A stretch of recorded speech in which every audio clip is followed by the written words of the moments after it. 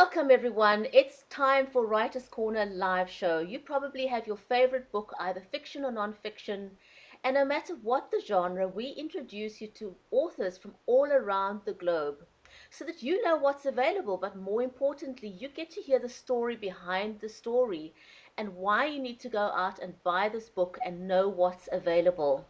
You also get the opportunity to ask our authors questions, which you generally would not have the opportunity to do otherwise. And today our guest is none other than Dr. Anthony Turton. Dr. Turton is a political scientist with 24 years of strategic level experiences. He specializes in transboundary water resource management and is widely published. He's got a strong focus on water and the mining industry, and in particularly has extensive experience in strategic planning and thought leadership in situations of inherent uncertainty. Dr. Turton has an ability to reduce risk by developing accurate strategic level forecasting and to guide decision making under conditions of uncertainty.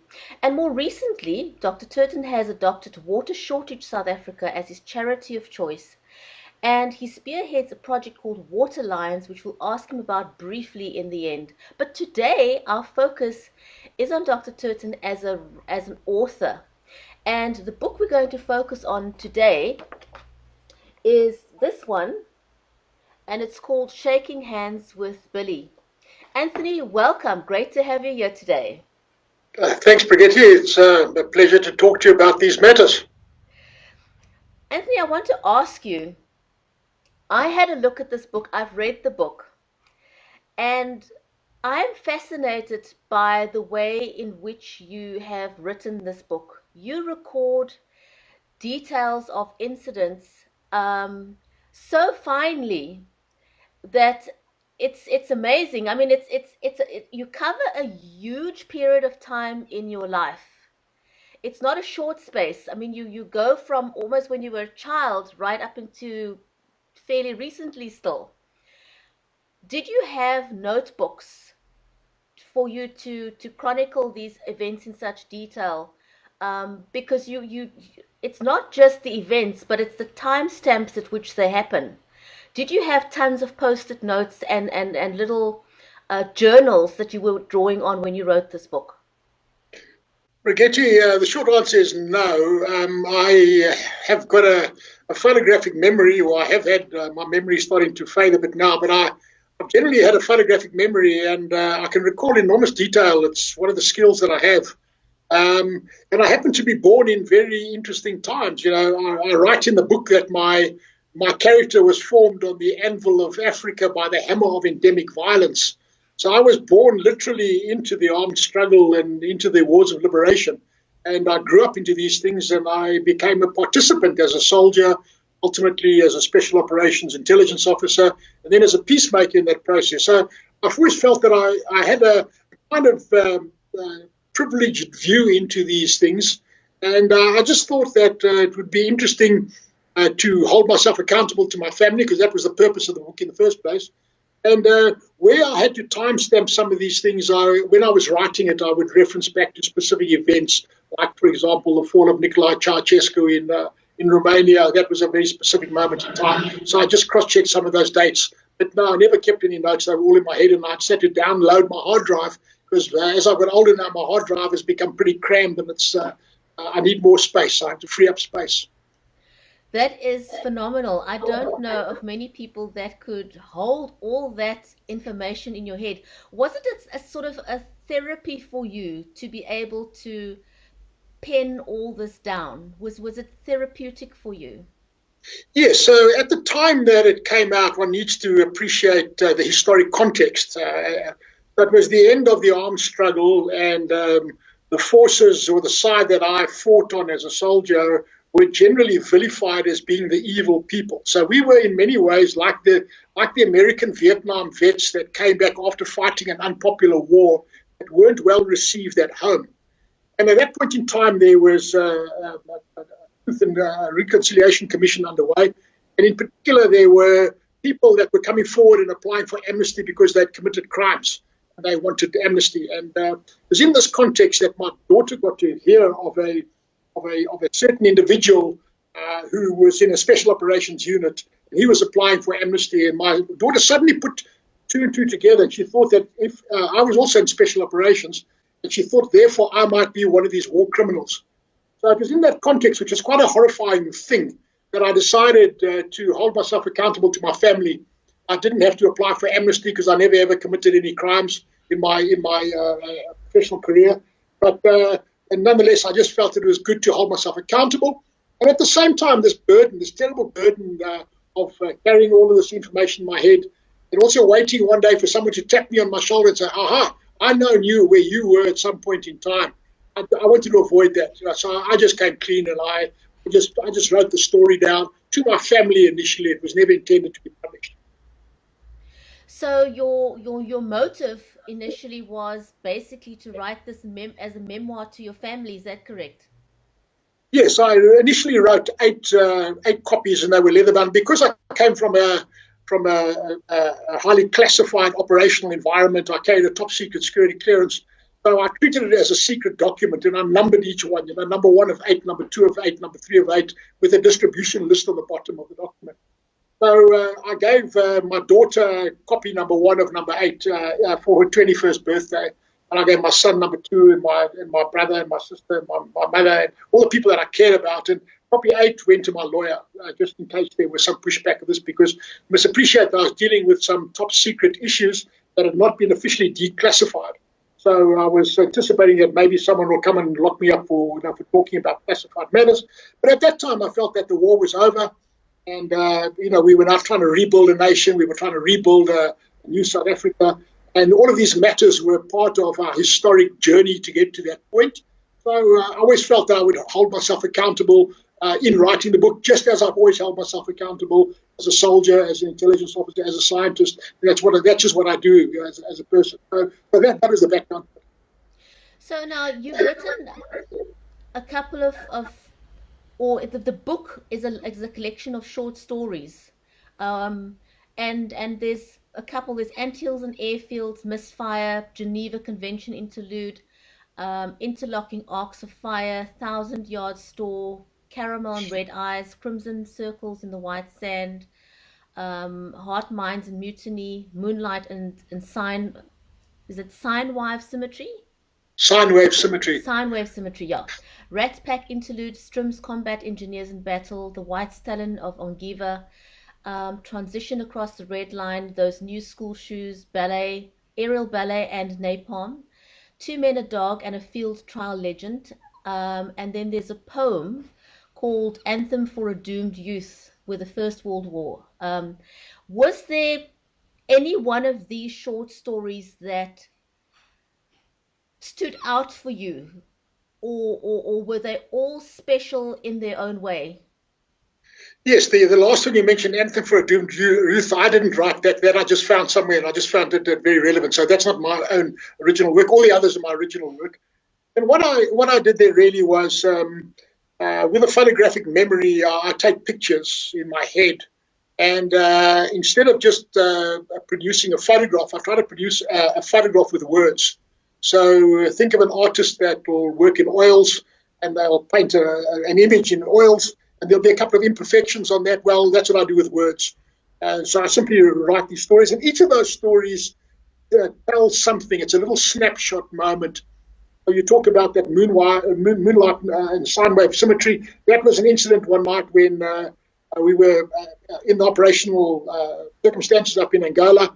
And we were sleeping in our tank suits, our fireproof tank suits, sleeping in our bags, with our boots on, etc., because we were in an operational situation, and we'd sleep with our weapons in the sleeping bag. So I had my personal 9mm Parabellum pistol, just under my head here, on my chest, and there was this rustle in the noise in the night, and I heard the sound, and I cocked my weapon.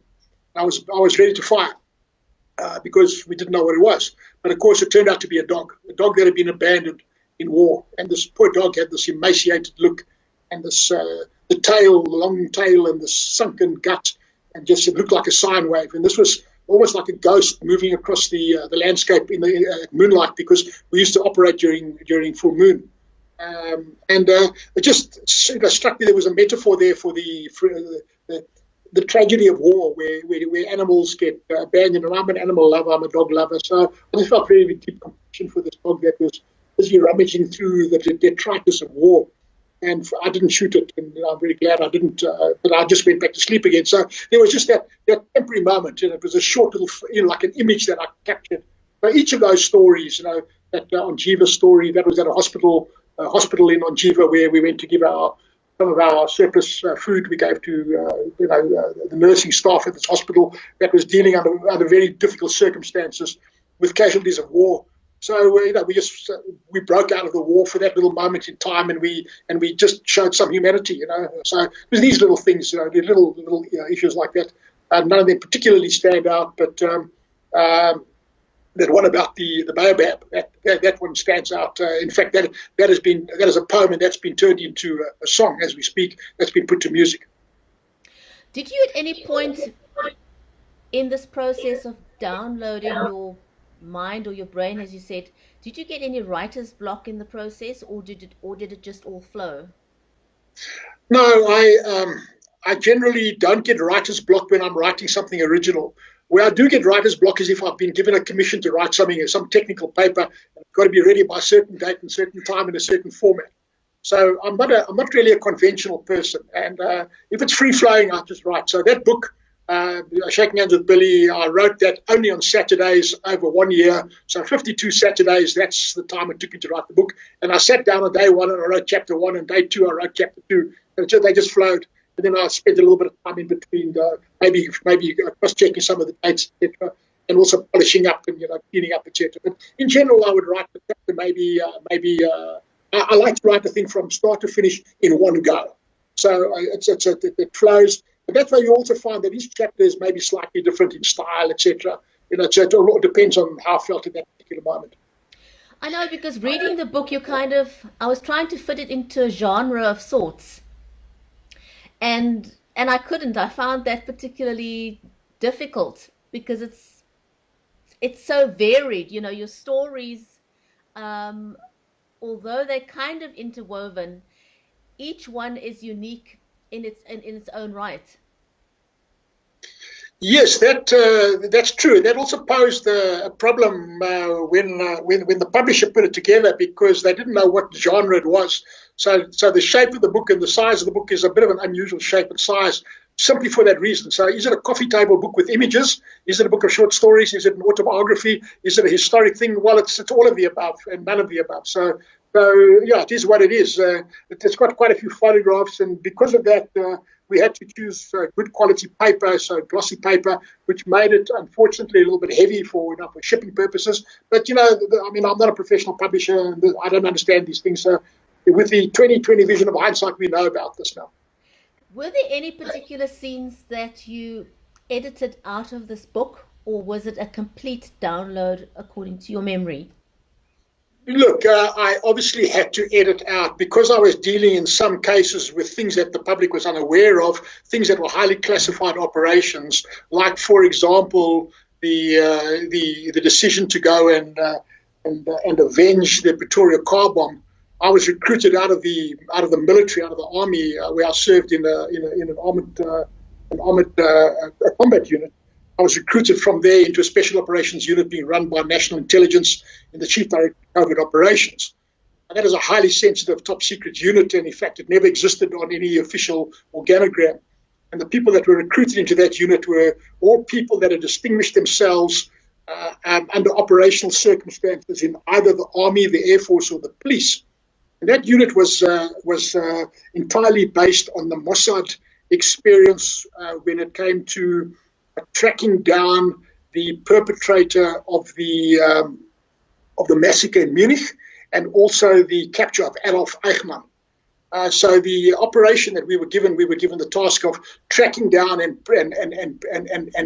capturing and bringing home to stand trial the chief of staff of Mkhonto Wesizwe, which was the armed wing of the African National Congress. And the reason for this was that the Pretoria car bomb was detonated outside military intelligence headquarters in Pretoria, the capital city, with significant loss of life, and it was an act of terrorism.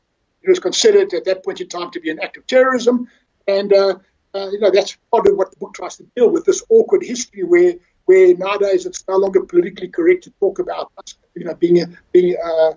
serving in an anti-terrorist unit, because the people that we were fighting are now the government of the day, and they don't consider themselves to be terrorists, they consider themselves to be freedom fighters. So the whole thing about one man's freedom fighter is another man's terrorist is a very important sub-theme, if you like, in the book. And I try and deal with that because there's this new narrative that's come out now about good and bad and evil and ugly and who's right and who's wrong. And unfortunately, people like myself that served with hopefully dignity and integrity, our stories have either been drowned out or they've been lost in this new narrative now about the glorious struggle that has resulted in what we have in South Africa today. And I just think that it's time to maybe look each other in the eye and be honest with each other and tell the story with the most integrity that one can tell. So it's a little piece of a story because no one's got one story. Everyone's got their own personal story, and each story is part of a great big tapestry. So I like to think of this as a tapestry where the warp and the weft threads in a tapestry all come together in some way. And every one of those intersections of a warp and a weft is something. It's an incident. So, for example, my little short story about those new school shoes. That was during a combat patrol where a little girl had just, had got a new pair of shoes on, and she was terribly proud of those shoes. And that little moment captured in time, unless I wrote that story, that little thing would be lost forever.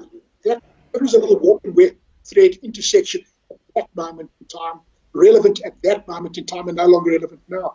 So, it's kind of like it's therapeutic in a way because a lot of our veterans have dealt with very severe post-traumatic stress disorder. I'm no exception. I've dealt with it to the best of my ability. I've dealt with it in secrecy and in private, and I'm now increasingly starting to come forward and talking about it because I just think it's very important that we should show leadership and empathy with people that have been in those circumstances. So a lot of stuff that I've said now, but it's all sort of tied into that one simple book. Do you see yourself retiring as an author? Well, I'm very. Firstly, I'm a 12th generation African, and I'm the custodian in my family of our family history. So 12 generations is quite a long time. And my oldest relative came out to South Africa with Jan van Riebeck. So in the context of the current discourse in South Africa about the fact that white people have stolen land and must give it back to the indigenous people, that's very interesting because my family for 12 generations has co-evolved with that very same discourse. And in almost every generation, there's been murder, there's been violence. That's why in my book, in the opening chapter, I refer to the fact that my personality was forged on the anvil of Africa by the hammer of endemic violence. So as I approach retirement now, I'm custodian of all of these rich little stories. Like, for example, my oldest relative came out as a refugee from the 30 Years' War. He was born into the 30 Years' War like I was, born into a situation of conflict, grew up in conflict, became a soldier in the conflict. His village was razed to the ground, lost everything, became a refugee, then eventually volunteered his service for the Dutch East India Company as a security guy, as a gunner. And he came out to South Africa and eventually was murdered in front of Cape Town Castle when it was being constructed. So that's a little story now. Is that story relevant only to me as a person? Is it relevant to our greater history? Is it just a story that's worthy of being captured? I don't know. But, there are many stories like that because there's a whole generation of women that came out to South Africa, at least 8 women in my direct lineage, all of whom came to South Africa as orphans. They all came under very difficult circumstances, enduring a 3.5 month voyage amongst men twice their age, 3 times their age, without flushing toilets on a ship, etc. And as they came to South Africa, they then literally as they stepped on shore, they were grabbed by men, and they were then forced into marriage. And in some cases, the marriage was almost a slave-like marriage. And every one of those women have got a story. And one of those stories is linked today, believe it or not, to the importation of a genetic disorder in South Africa called porphyria. That is also linked to the same porphyria story in Western Australia. And the story is so dramatic because this young girl, when she was 18, that came to South Africa, her young brother was unable to find access to an orphanage in the Netherlands, and therefore he survived by stealing, and he was caught stealing, and he was sent to Batavia, as a thief. And on the way to Batavia, his ship was sunk, and he carried the gene, and he survived. But it turned out only 10 years ago did they find out in Western Australia that he survived. He carried the gene, and he washed up on the shore as a sailor, or as a prisoner on a ship, and he eventually integrated with the Aboriginal people. So the porphyria gene in the Aboriginal population comes from him. So there's a story there. Every one of these have got stories. Now, I don't know how to tell the story. All I can do when I retire is I'm going to just sit down and put the facts together and tell each story as I know how, and then see if these are all little short stories in their own right, or how they fit. I don't know. I mean, this is a journey into the unknown, and I think it's a fascinating journey. Oh, yes, it is. Listening to you now reminds me of a lady I must introduce you to some point. She's called Valerie Woodgager. She's in the UK, a great-grandmother, and she started on this mission a couple of years ago of getting people to tell their story, and she's showing how important, and I mean, you'll appreciate this as a grandfather yourself. She's on this mission to help people see how important storytelling is, and why there is the importance of between grandparents and their grandchildren are, because the grandparents are the one that pass down the stories to their grandchildren, and that's how history is recorded, through storytelling. And so she's founded this non-profit called Learn with Grandma. But I mean, it could be either the grandparents, but the idea is that storytelling happens via the grandparents throughout the generations, and we must not permit that to die out. Yes, indeed. I mean, I can completely relate to that, because as a small boy, I grew up in difficult circumstances. My family were very, very poor, and I didn't understand how or why this had happened. And my father was a very good hunter. He was an exceptionally good man with a gun. And he was, if I had to draw a parallel, he was probably like Wild Bill Hickok or Annie Oakley was in the Wild West, in the sense that wherever he looked, he didn't have to aim. He would just be able to fire a shot very accurately at the point that he looked. So, for example, as a small boy, he would think of nothing of taking me out of school. And I spent a long time on the plains of the Kalahari, sleeping under this infinite sky, the sky with millions and millions and millions of stars. And it was there that I realized, as an individual, I'm an utterly insignificant person. I'm simply like a grain of sand on the desert. That's what I am. Okay.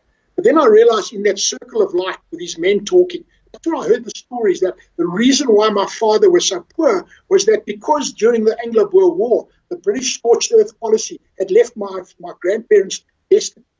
But because they were destitute, they lived as squatters. They lived as tenant farmers. They eked out a pitiful existence on the edge of society. Now, that narrative is not known in contemporary South Africa. But it was there under the Kalahari that at the age of 10 years of age, I realized that I am an insignificant person, but I'm not unimportant. My significance is derived from being part of a greater whole. And so as an individual, I'm irrelevant. You can snuff me out tomorrow, and that's it. No one's going to bat an eye. But if I'm part of something bigger, this is where relevance comes from. And I learned that at a very young age. And this is an important part of the story of South Africa, because no one realizes that, for example, there was a whole group of South Africans, white South Africans, that were destitute after the Boer War. And because of that, my grandfather was poor. Therefore, my father couldn't go to proper school. Therefore, my father grew up in Zululand, speaking Zulu as a mother tongue, but only with a rudimentary education. My father was not an educated man.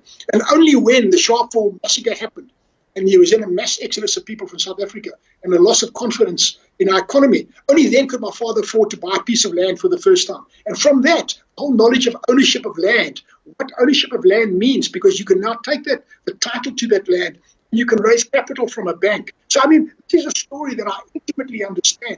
And it's the same story that's playing out now in broad South Africa. And yet, how do we get that story out? How do we make sense of that in a way that gives hope to people, or in a way that helps us to understand that that everything we're feeling today is nothing more than a repetition of something that's happened before in the past. So what can we learn from that? Or, in fact, one of the short little poems that I wrote, a tiny little poem, which I thought was totally insignificant at the time, when I was up in Rwanda after the Rwandan genocide, and I wrote a little poem. What is the story of this land, from where people fled so fast? What enduring mystery can be found in the swirling mists of the past? Are we doomed in cycles blind, and no shade that peace can cast? Now, I considered that little thing to be quite insignificant and quite unimportant, and I almost embarrassed to sort of to include that in my book. But a music teacher, a music expert, saw this and has put that to music now. And it's one of the most beautiful songs. What is the story of this land? It's a lovely, lovely little song. Okay. And I have no idea of that. So how do we learn? Are we doomed in cycles blind? Are we doomed to repeat the past?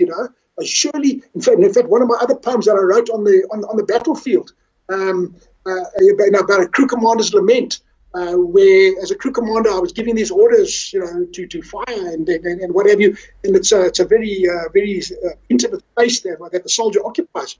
But in that poem, you'll see there, they are also refer, while on the field of battle, I'm talking about the fact, is there no chance of peace? Why can't we find peace? Why is it that we are in this conflict situation where orders that we are giving now are literally stripping the flesh off the bones of some mother's son? And surely we must feel some sense of compassion for that. So my problem as a soldier, I was a thinking soldier. And a thinking soldier is not necessarily a good soldier, because a good soldier is one that yours is not to expression why, yours is but to do or die. And I was always a thinking soldier. That's why I think I did very well in special operations later on, when we were required to think, where we were working in small teams, deep penetration operations, for long duration without any support from home, where you had to think, you had to solve your own complex problems, and that just suited me perfectly. So it's all a journey, it's a journey of life, and I still feel I've got something in me that I can offer, but I also feel that I'm getting to a point in my life now where I want to just relax a little bit, and I want to reflect a bit more on where we've come from and where we're going to go. And if anyone's interested in anything that I've got to say, I'm more than willing to reach out to them. But I find it very therapeutic to write poems, to write words, and the poems might not be perfect because they reflect an imperfect life and they reflect an imperfect world. I've read some of your poems, and they are amazing. Do you think you'll put together a collection at some point? I participated with a very well-known South African soldier, Lieutenant Colonel David Lotter, who's, in my view, one of the top Bush War writers in South Africa. He was at a very young age in a commanding officer situation in a combat team, and eventually in a battle group. So he carried with the rank of major, he carried the responsibilities of a brigadier. So amazing responsibilities on the shoulders of a young man. And today, he is, in my view, one of the most prolific writers, and he brought out a book called Noob's Belly. It was an anthology of war poems, and he reached out to all the South African veterans and asked anyone that wanted to write poems, to put it out there. So I have got some of my work in Noob's Belly, and one of the poems that I liked the most was this one particular poem. I can just quickly recite a little bit, if I might. With his word pictures. When we were operating up in Angola, it's a very parched landscape. It's a landscape that is in many places featureless. It's got no mountains except in the east of the country. Sorry, in the west of the country you've got mountains, but in the eastern part there are no mountains. It's flat, featureless, and you've got the subterranean flow of water, which I happen to know quite a bit about. And in that flat, featureless landscape, you get certain things that are manifested. So I try to capture those things, and if I can just remember the poem, I'll just quickly give you the first part of it. It's on a parched and distant savannah where the dust devils roam. There once was a mobile fighting force that made this place their home. Young boys, not yet men, stared at death in the eye as the insane screech of shrapnel rained down from the steel blue sky. In shallow foxholes they slept as the MiGs hunted up high, striking with deadly intent in the veritable blink of an eye. The commanders were burdened by the precious lives in their care. Advance at best speed, the mother's son they must spare. But when hot steel cleaves soft flesh and the great glutton starts to feed, the decisions they make advise their advance at best speed. Your energy, kinetic, strikes in a flash, carbonizing life, smashing steel, survivors with vacant eyes stare, stunned, alive, unable to feel. Hell on earth with a vengeance unleashed, shot out tanks saw a crackle and a flame, wheels crush life from soft flesh, death by whatever means is the same. The job that was done by that mobile armored fighting force, but fierce but not much fun along that great meandering watercourse. So this is, that was an image that just happened at that moment in time. And each of those words I've chosen carefully because they all represent something that happened within. Things like that I find cathartic. I try to dignify the process, try to capture the moment in time. I try and download my head, and I try and make myself feel a little bit better. And the good news is that I think when a soldier stops to feel compassion, they get completely lost, and that's when they go beyond what I call that thin grey line, dehumanize lost souls. What is there? Why is their yearning simply to be free? They're invoking us, that thing called fear. Is there no place in there somewhere for me? What will it take for us to seek between us common ground? Or does the beat of Mother Africa's heart doom us eternal? No shade that peace can find. But these are little bits and pieces of different things that I've written, and they all, I think, they capture the moment, but they capture the fact or the need for us to reconcile, and we can only reconcile as a nation if we can first reconcile with ourselves. Each person has to look at themselves in the mirror, and each combat soldier has to acknowledge that I'm still a human being, and even though I've been asked to do dehumanized things on behalf of society, that very same society that today rejects us, that very same society that today is not interested in our plight or our woes, because we are the lost generation. We are the people that answered the call and did what had to be done. We did the heavy lifting for society.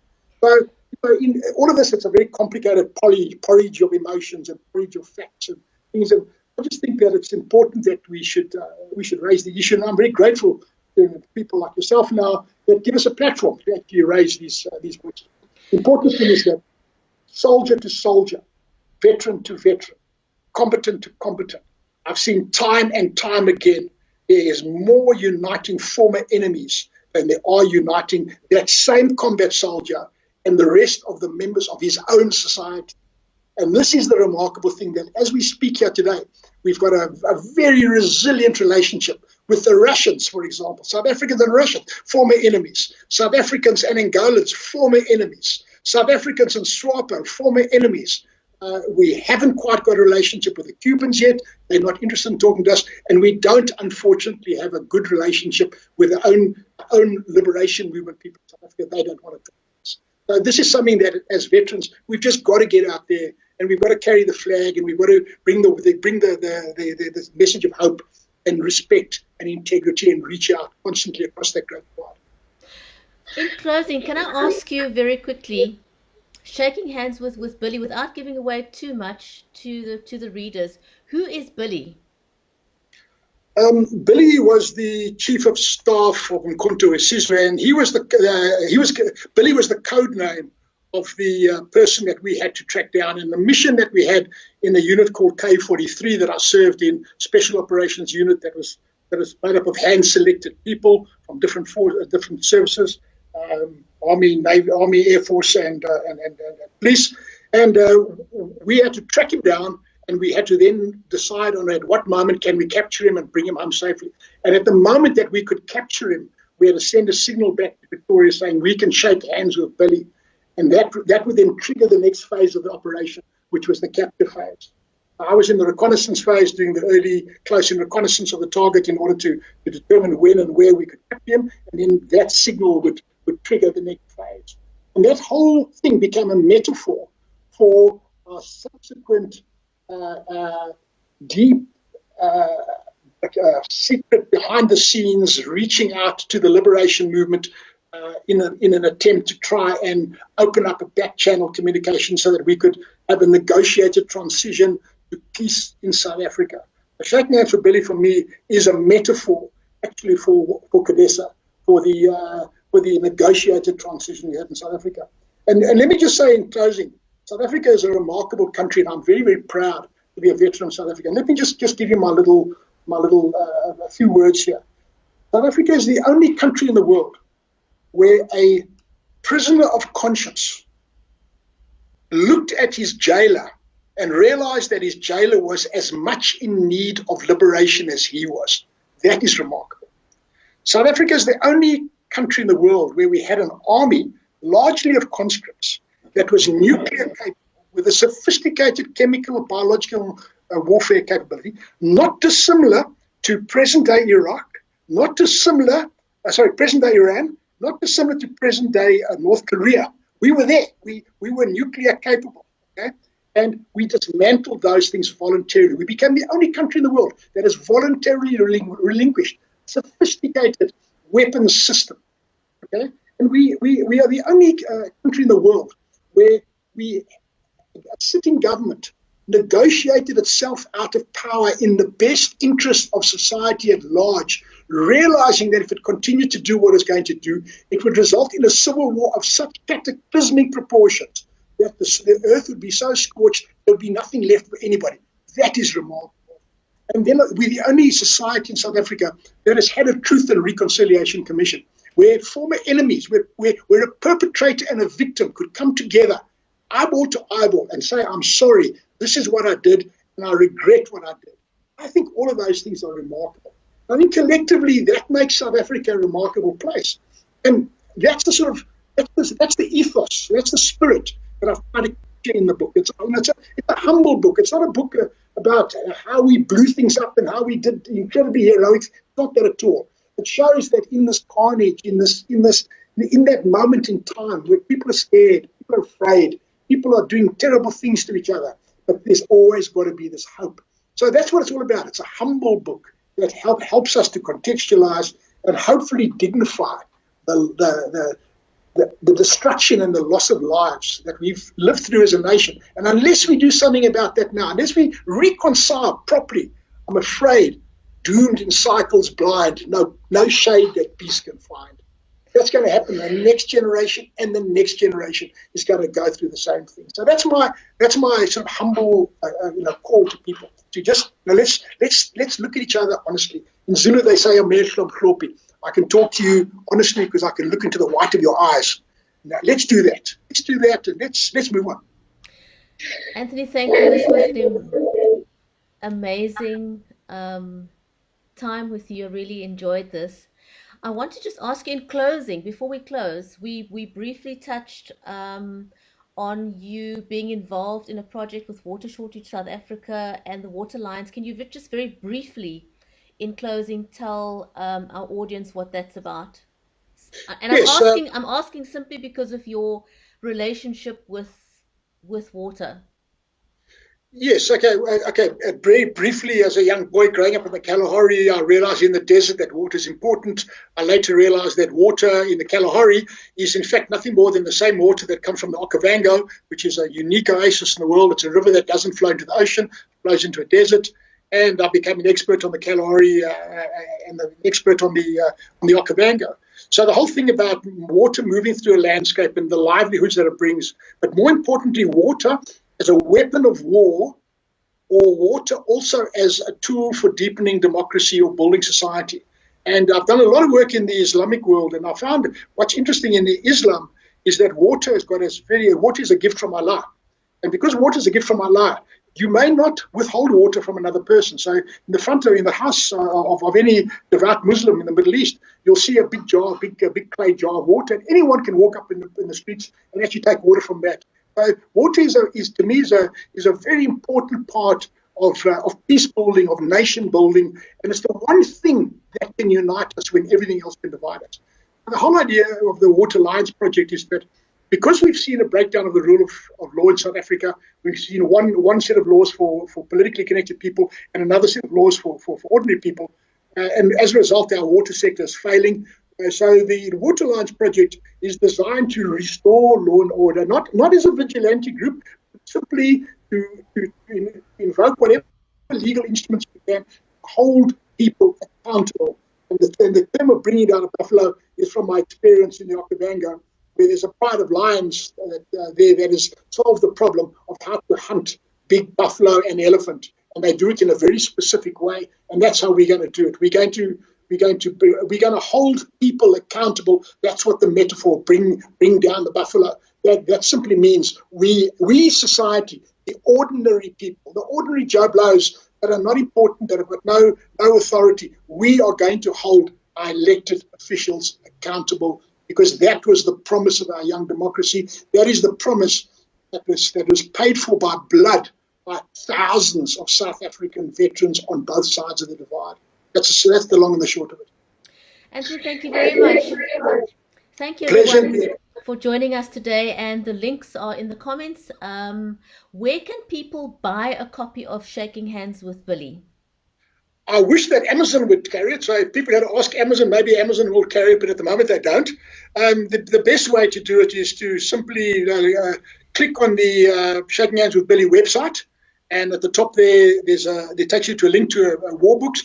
All of the proceeds that go to that particular place go to a charity for war veterans. I don't make any money out of that sale at all. But if if people can't come right there, then they're welcome to just drop me an email and give me the address, and we can sort it out that way. It'll be a bit slow, a bit more cumbersome. But if a big bookstore would consider taking it on, I would be grateful. And but that I've never managed to get that sorted out.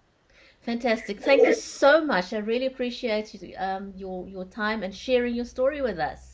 It's a pleasure. Thank you very much. Thank you. Bye, everyone.